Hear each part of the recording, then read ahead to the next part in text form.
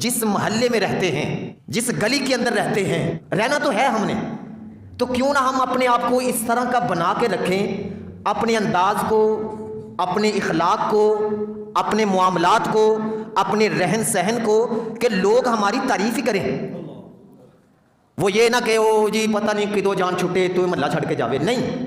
کئی ایسے ہیں بندے، ان کے رویے ایسے، ان کے انداز ایسے، ان کے طریقہ کار ایسے، ان کے اخلاق ایسے، ان کے معاملات ایسے ہیں، لوگ ان سے تنگ ہیں، تنگ، اور لوگ دعائیں مانگ رہے ہیں کہ یا اللہ یہ محلہ چھڑے تو۔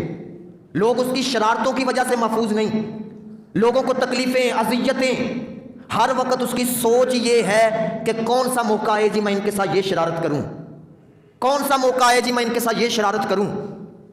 نہیں بھائی، اپنے اخلاق کو سنواریں، اپنے اخلاق کو سنواریں، لین دین کا معاملہ اچھا ہونا چاہیے، ہماری زبان کے اندر مٹھاس ہونی چاہیے، ہمارے کردار سے خوشبو آنی چاہیے، کردار صاف ستھرا ہونا چاہیے، ہمارا لوگوں کے ساتھ ملنے کا انداز اچھا ہونا چاہیے۔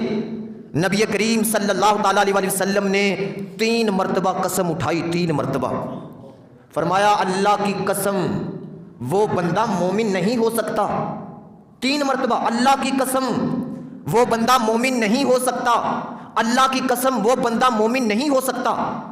صحابہ کرام نے عرض کی یا رسول اللہ صلی اللہ علیہ وسلم کون سا بندہ؟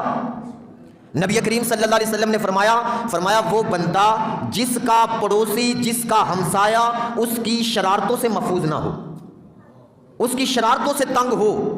کیا کریں گے ان نمازوں کو اگر پڑوسی تنگ ہے تو؟ بھائی کہاں لے کے جائیں گے ان روزوں کو اگر میرا پڑوسی تنگ ہے؟ کیا کریں گے ان عبادات کا اگر پڑوسی ہماری وجہ سے تکلیف میں ہے؟ اس لیے یہ معاملات اپنے درست کرنے ہیں۔